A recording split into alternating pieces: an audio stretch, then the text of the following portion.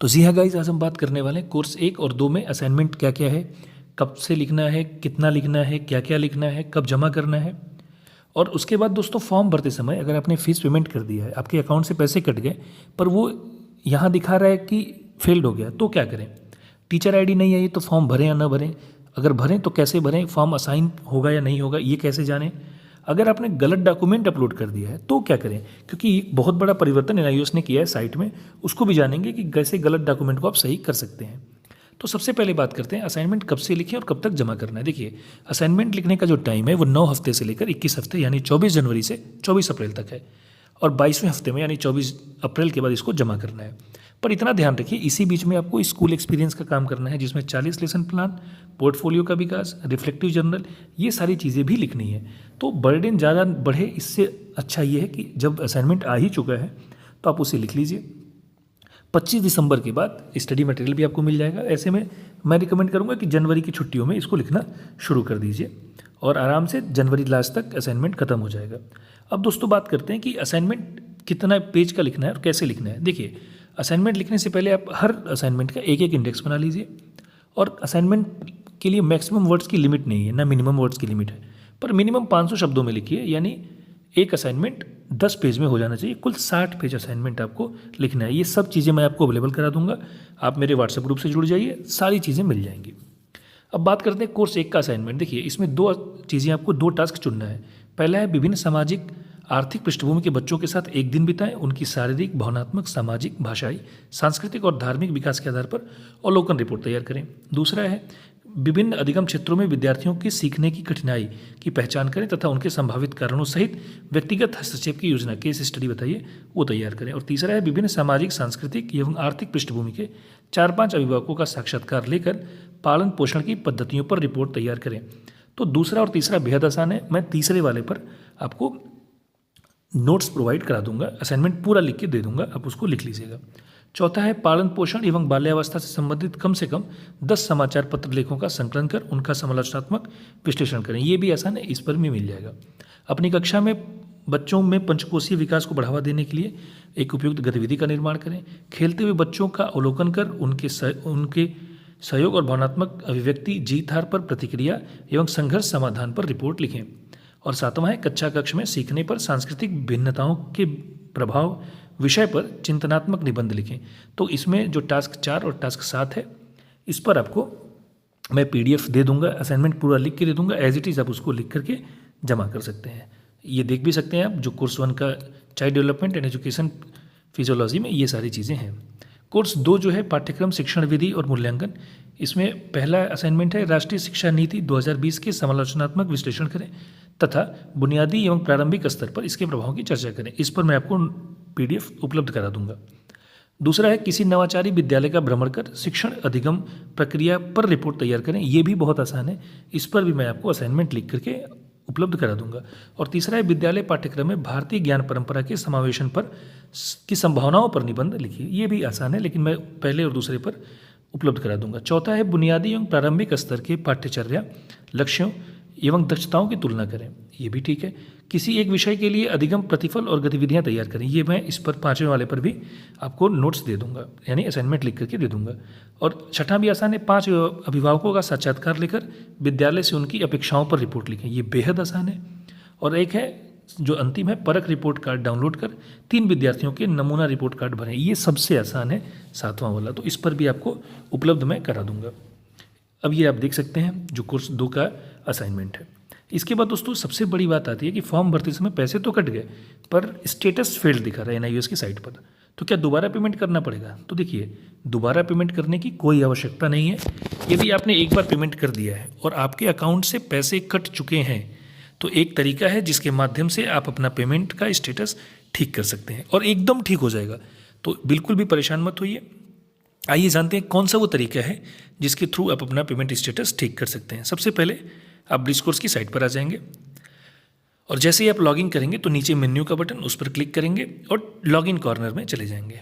Login corner में वापस teacher login, यहाँ पर जा करके आप थोड़ा स्क्रॉल करके अपनी ईमेल आईडी और जो आपका पासवर्ड है वो डालते हुए कैप्चा फिलअप कर देंगे।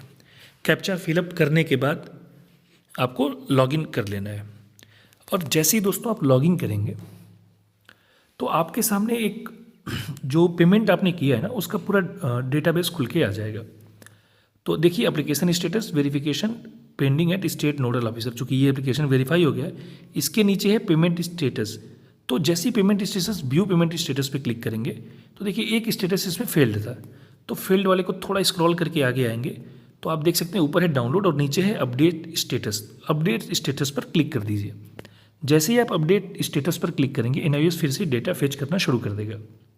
टाइम लग सकता है, और अगर डेटा फेच हो गया मोस्टली हो जाता है। देखिए मेरा चूँकि फेल्ड हो चुका था, वो मैं अकाउंट से पैसे भी नहीं कटे थे, पर जैसे ही अगर आपके कटे होंगे डेटा फेच कर लेगा अपडेट करने पर।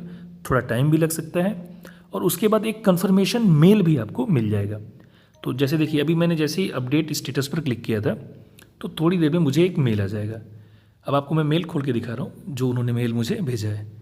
तो उस मेल पर आपको पूरा वो मिलेगा कि आप देखिए ये आ गई NIOS की तरफ से मेल पर आप क्लिक करेंगे। जैसे ही मेल को डाउनलोड करेंगे तो ये पेमेंट की स्लिप है। जैसे ही देख रहे हैं आप ऊपर लिखा है पेमेंट फेल्ड, ये पूरा नाम बाकी सारी चीज़ें, और आप यहाँ से देख सकते हैं अगर आपका पैसा कटा होगा तो ये अपडेट हो जाएगा, निश्चिंत रहिए। अब इसके बाद दोस्तों बात करते हैं कि फॉर्म भरते समय टीचर ID नहीं आई तो क्या पेमेंट करें या ना करें।